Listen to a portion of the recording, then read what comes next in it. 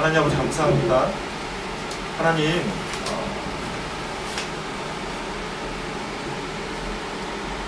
새로운 곳으로 이사와서 첫 예배를 드리게 됐는데 좋은 곳이지만 좀 열악한 환경 가운데서 저희 예배를 드리게 됩니다.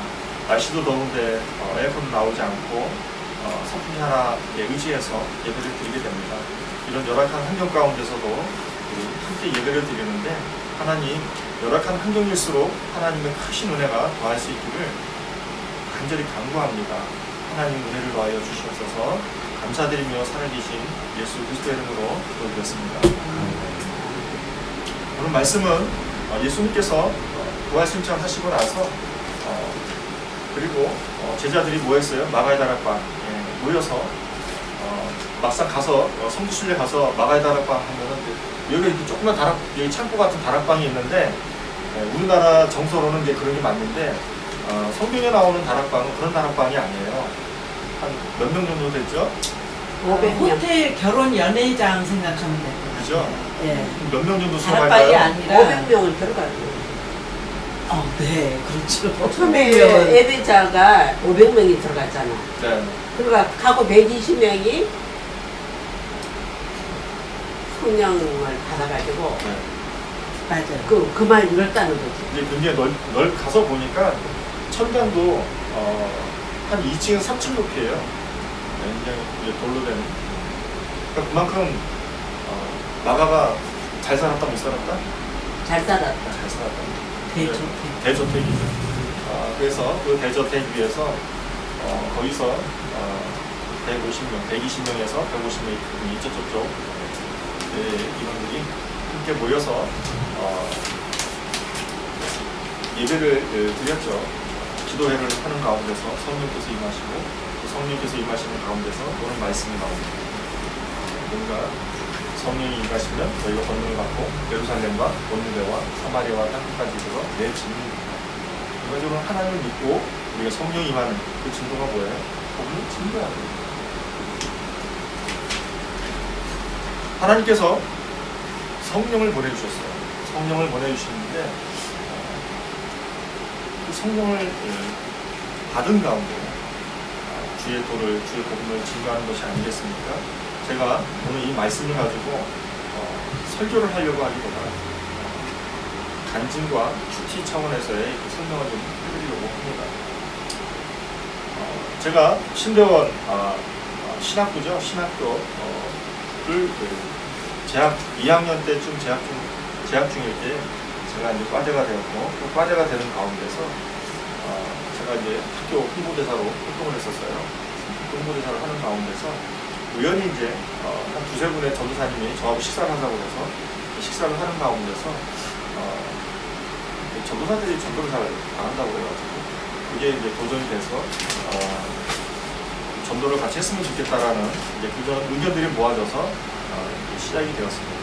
그러는 가운데서 하나님께서 제게 이 말씀을 주신 거예요. 그러면서 이 말씀을 부여잡고 저희는 그러면 무엇을 할 것인가 했을 때 이제 사장님께서 아우리치를 했어요. 아우리치가 뭐예요? 복음을 증거하기도 하지만 이제 선교적인 개념에서 저희들이 사람들에게 일종의 농활이잖아요. 아우리치가.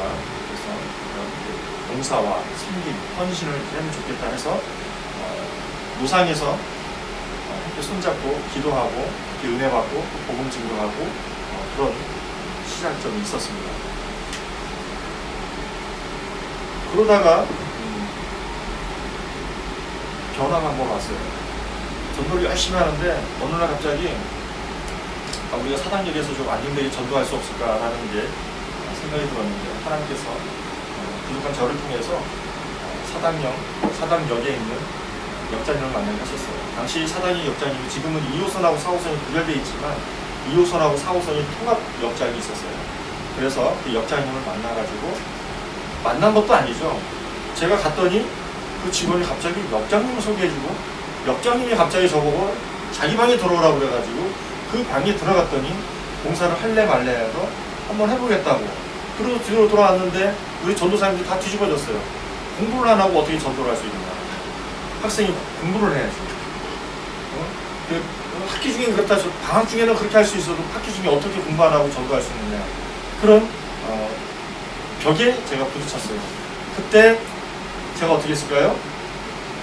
한참 고민하다가 왜 공부하면서 전도를 못하나 라는 마음을 갖게 되면서 그냥 저 혼자서 했어요. 저 혼자서 하다 보니까 한 사람 두 사람 전도사님들이 붙기 시작하면서, 그러면서 이제 사당역에서 전도를 하게 되었고, 역장님이 그렇게 몇 년을 제가 이렇게 전도를 했는데, 그 어느 날 사당역에서 수해가 나면서 비가 많이 왔는데 그 수해가 사당역으로 스며들게 됐어요. 그때 많은 사람들이 전도를 안 할 것이라고 생각을 했어요. 그때 저희 집사람도 만류했어요. 근데 제가 가서 했어요. 근데 그냥 한 게 아니고 너무 기쁜 거예요. 막 웃으면서 했어요. 그 모습을 역장님이 저를 보셨어요. 그리고서 그 본 저를 전화가 와가지고서 어느 날 저보고 오라고 그러더라고요. 그래서 갔더니 역장님이 자기가 공간 하나 마련해주겠다. 그래가지고 지금 그렇지만 한 10평 정도 되는 공간을 이제 역장님이 인테리어를 해서 마련해 줬어요. 그러고 나서 그 4호선하고 2호선 그 메트로죠. 메트로에서 메트로 사장님으로부터 심할서를 썼대요. 왜 돈을 안 받고 내줬나? 돈 받고 내줘야 되는데 돈이 얼마냐? 제가 가서 보니까 그 입찰 이렇게 해서 보니까 최소 금액이 월세가 500만 원. 그 월세 500만 원을 이 역장님이 저희한테 공간을 준 거예요. 그래가지고서 거기에서 인테리어가 됐잖아요. 기존에 있던 영무실을 다 없앴어. 그리고 거기에다가 공간을 다 만들어가지고 저희가 쓰라고 했다고 했어요. 저희가 큰 은혜여서 그래서 정희찬 학자님서부터 해서 어른들을 모셔가지고 기념 예배도 드리고 또 CTS에서도 와가지고 촬영도 하고 그랬어요. 그러면서 시작된 게 뭐였냐면 백석 전도단이었어요. 백석 전도단이 그렇게 시작을 하게 되면서 뭘 하게 됐냐면 국내 전도와 국외 전도를 시작하게 되었어요. 국내 전도를 어떻게 했느냐? 지금도 여러분들 기억하실지 모르겠지만 충북 제천에 가면 한솔교회라고 있습니다. 지금 목사님 성함 잘 생각이 안 나는데 목사님 그 교회 갔더니 주변에 이단위로 꽉 차 있어요. 거기 가가지고서 저희가 열심히 전도했어요. 갔는데 비가 너무 많이 온 거예요. 억수로 없어요. 근데 정말 신기한 건 뭐냐면 서울에서 경기도에서 비가 많이 왔는데 충북 제천에 딱 입구에 딱 들어서는 순간 해가 났다. 아멘. 해가 났어. 그래가지고 사람들이 다 기적이라고 그랬어요. 그 전날 어떤 일이 있었는가? 못 가요. 비가 이렇게 오는데 어딜 가요? 전도 못 가요. 선교 못 가요. 그러고 전화가 왔어요. 제가 새벽 3시까지 시달렸어요. 그러고 간 거예요. 그러고 갔는데 세상에 그 딱 제천의 입구에 들어서는 순간 비가 딱 그치고 그곳에서 해가 쨍쨍 내리서 너무 더웠어요. 그래가지고 열심히 전도했어요. 열심히 봉사했어요. 그랬더니 어떤 결과가 나오는가?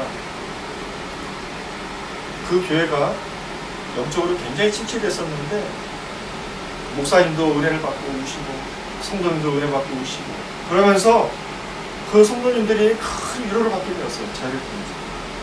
그러면서 그 가운데에 도대체 이 사람들이 왜 여기까지 와서 이러고 있나, 그게 너무 궁금해가지고 이 사람들이 뭐하는 사람들이야, 도대체 이 사람들이 믿는 하나님은 어떤 하나님이야, 너무 궁금해가지고 저한테 명함 한 장을 준 사람이 있어요. 그 사람이 누구냐면은 당시에 이상주 집사님이셨어요.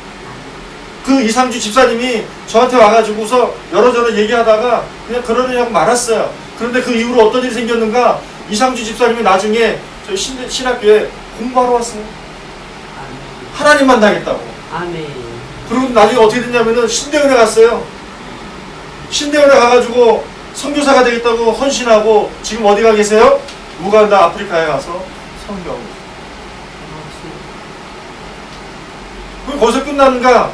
그렇지가 않아요. 그 목사님의 따님이 계셨어요. 그 따님이 어디로 갔느냐면은 모군 신대원에 갔어요. 그래서 사역자가 되겠다고. 그러고서는 그렇게 놀라운 변화가 있었어요. 그리고 나서 그걸로 끝나는가? 그렇지가 않았어요. 그리고 나서 그 다음에 저희 전도단이 또 국내 전도를 갔습니다. 국내 전도를 갔는데 거기에서 또 어린아이들을 섬기게 되었어요. 어린아이 섬기게 됐는데 세족식을 하게 됐는데 하나님의 임재가 있었어요. 하나님의 임재가 있으니까 어떤 일이 있었는가? 전도사들이 회개했어요. 아, 하나님, 우리가 이렇게 어린아이들을 이렇게 섬기는데 우리가 하나님의 은혜 없이 여지껏 섬겼구나. 하나님 온전히 만나지 못했구나. 그래가지고 하나님의 세교식 가운데 우리 전도사님들이 은혜를 받았어요. 그 큰 은혜를 받아가지고 무엇을 했는가? 전도단에서 사경회를 했어요. 학교에서 신학생들이 변화되어야 된다. 갱신해야 된다. 우리가 변화되지 않으면 누가 변화되느냐? 우리부터 시작해야 한다 해서 사경회를 했어요. 사경회를 하면서 목사님들이, 교수님들이 도전을 받았어요. 우리에게 소망이 있다. 우리에게 어떤 소망이 있는가? 사역자들이 이렇게 공부하고 전도하면 이것이야말로 우리에게 희망이고 소망이다라는 얘기를 들었어요. 거기서 끝나질 않았어요. 저희가 오사카를 갔어요. 해외 선교하겠다고 오사카를 갔는데 그 오사카에 너무나도 날씨가 더운 거예요. 그래서 저희가 뭘 준비했어요? 부침개 전도를 또 준비했어요. 날씨도 더운데. 세상에 날씨가 40도가 높고요. 습도가 높았는데 가스버너에 프라이팬에다가 열심히 전을 내가지고 일본 사람들한테 전했어요. 복음을 증거했어요. 예수 믿고 구원받으라고. 어떻게 전도했는지 몰라요. 날씨가 너무 더워가지고. 그 전도했더니 그 전도한 날 그 다음 주 주일이었는데 그분이 한 일본인이 찾아왔어요. 도대체 당신네들이 믿고 있는 하나님은 누구냐고. 도대체 이 무더위에 당신네들 같이 웃고 복음을 증거한 사람이 없었대요. 남들은 다 더워가지고 인상 쓰고 힘들어가지고 이러고 다니는데 저희는 불 앞에서 열심히 부침개 펴가지고서 전했잖아. 그걸 계기로 해서 그 교회에 희망이 생겼어요. 어떤 희망? 아니, 아이들이 찾아왔다는 거예요. 아이들이 왔는데 성경을 배우고 싶다고 왔다는 거예요. 근데 얘네들을 어떻게 잘 가르쳐야 되는지 모르겠다는 거예요. 사랑하는 동역자 여러분, 준비가 필요해. 부흥을 위해서는 준비가 필요한 거예요. 하나님의 말씀을 증거하고 가르치는 증거가 필요한 겁니다. 그러면서 저희가 무엇을 했는가? 그렇게 해외 선교에 갔어요. 목사님들과 같이 함께 힘을 써서 했어요. 선교사님들이 위로를 받았어요. 힘을 받았어요. 그래서 지금도 계속해서 교제가 되고 있어요. 거기서 그쳤나요? 우리가 또 오키나와까지 갔어요. 오사카와 오키나와 또 바이샬 목사님과 또 이호섭 선교사님 그분들과 만나면서 지금까지 저희가 협력 선교를 하게 되었습니다. 저희가 그때 동시에 시작이 됐던 게 무엇이었는가? 바른길교회를 시작하게 되었어요. 바른길교회를 어떻게 시작했는가? 키즈카페를 빌렸어요. 일주일에 딱 몇 시간만 빌렸던 거예요. 아무도 저희를 쳐다보지 않았어요. 저희는 기쁜 마음으로 했어요. 그런데도 오시더라고요, 성도님들. 열심히 전도도 하고 교회도 섬기고 했어요. 그런데 저희가 준비가 안 됐거든요. 뭐가 준비가 안 됐어요? 일주일에 한 번 이렇게 딱 모여서 하는데 너무 이렇게 예배만 딱 드리고 파해지니까 너무 힘들었던 거죠. 그래서 다시 사당역으로 들어갔어요. 사당역으로 들어갔는데 바리케이트 이렇게 개찰구가 있으니까 들어오지 못하고 나가지는 못하고 이런 상황이 되고 다 돌아오고 직결되다 보니까 어려움에 직면하게 되었어요. 그러는 가운데서 하나님께서 저희들을 또 다른 만남을 인도해 주셨죠. 그것이 무엇이었습니까? 대만을 가게 됐어요. 대만 목사님이죠. 오셔가지고 저희들이 비행기 값을 다 드렸어요. 오셔서 그 상황을 좀 알려달라고. 그래서 돈을 드렸더니 아니 이 몇 사람도 모이지 않고 이 조그만 곳에서 그것도 공간도 없고 키즈카페 빌려서 하는데 무슨 니네가 돈이 있냐고 안 받겠다고. 그건 아니라 저희 기쁨으로 생겼어요. 그래서 비행값을 다 드려고 했더니 우리 그곳을 갔어요. 대만을 갔어요. 대만에 갔더니 정말 우리 전도사님들을 훈련시키기에 정말 부족함이 없는 그런 상황이었어요. 이게 매일같이 시시때때로 변하는 거였어요. 변했는데 그 변할 때마다 우리 전도사님들이 많은 컴플레인이 있었지만 첫째도 둘째도 셋째도 오직 순종. 아침에 여기다 버리면 저녁에 여기다 버리고 해도 다 그렇게 했어요. 그리고 그 무더위에 또 저희가 열심히 또 공연을 준비해서 했어요. 그때 어떤 분이 오셔가지고 그랬어요. 이게 공연이지 무슨 이게 예배냐고. 그래서 기도했어요. 하나님 공연이 아니고 예배가 되게 해주십시오. 이게 전도의 도구로 쓰임받을 수 있게 해주세요. 그랬더니 누가 변화됐어요? 우리 전도사님들 변화되시죠.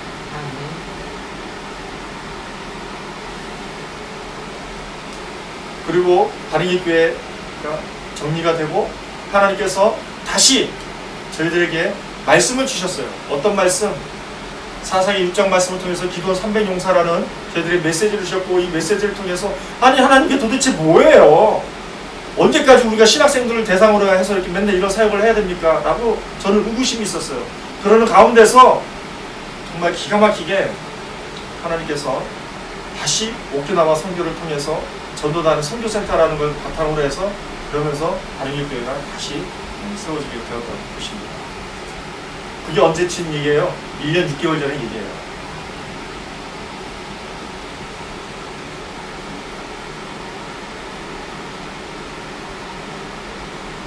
거기서 끝났나요? 끝나지 않았어요. 아무것도 없었어요. 의자만 있었어요. 근데 오시는 분들마다 기도하시더니 은혜 받아가지고 물질로 헌금으로 후원하셔서 그렇게 해서 저희가 이전에 있었던 선교센터였고 또 반행교회였고 거기에서 머무르지 않고 하나님께 또 저희들에게 비전을 주셔서 현재 있는 곳까지 오게 되었어요. 그러면서 하나님께 저희들에게 주신 말씀이 무엇이에요? 4사기 56절 말씀. 내 집은 기도하는 집이다. 그래서 주 만날 교회가 된 것입니다. 사랑하는 동역자 여러분,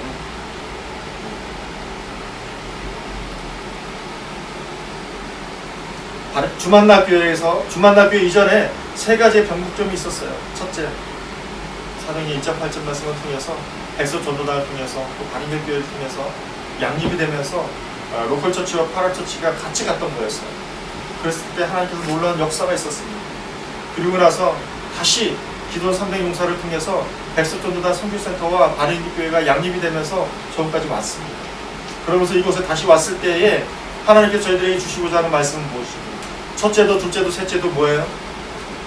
하나님의 집이라는 거예요. 하나님의 집이 뭡니까? 주만나. 주만나 교회가 뭡니까? 하나님을 만나는 거예요. 하나님을 만나야 하나님의 은혜를 먹을 수 있는 것입니다. 하나님의 말씀을 먹을 수 있는 것입니다. 아멘. 그것이 사는 길입니다. 다른 것이 필요가 없습니다. 하나님의 임재가 있으면 되는 것입니다. 사랑하는 동역자 여러분, 여지껏 돈 가지고 여기까지 오질 않았어요. 저희가 돈이 없나요? 돈 있어요. 돈이 있는데 돈 가지고 여기까지 오질 않았어요.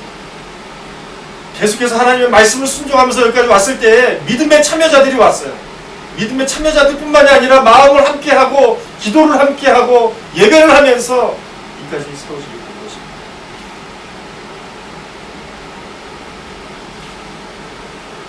제가 아까 말씀드렸잖아요. 우리 수고하고 계시는 정성인 집사님 어제 말씀했어요. 거기 섬기시는 목사님이 뭐 이렇게 이사를 하고서 뭐 이렇게 섬기려고 하면 아 목사님 또 저한테 뭐 시키지 마세요. 제가 돈 드릴 테니까 돈 그거 가지고 하세요 라고 했어요. 근데 그 집사님이 여기에서는 어떻게 해요? 자기 교회 섬기듯이 하고 있어요. 이게 뭐예요? 하나님의 역사하심이고 백석 전도단을 통해서 바린길교회를 통해서 주만나교회를 통해서 하나님께서 계속해서 저희들에게 내가 너희와 함께하고 있다라는 입증을 보여주고 계시는 것입니다. 계속해서 저와 여러분들에게 하나님의 역사와 은혜가 임재하시기를 주님의 이름으로 축원합니다. 아멘. 하나님 아버지 감사합니다.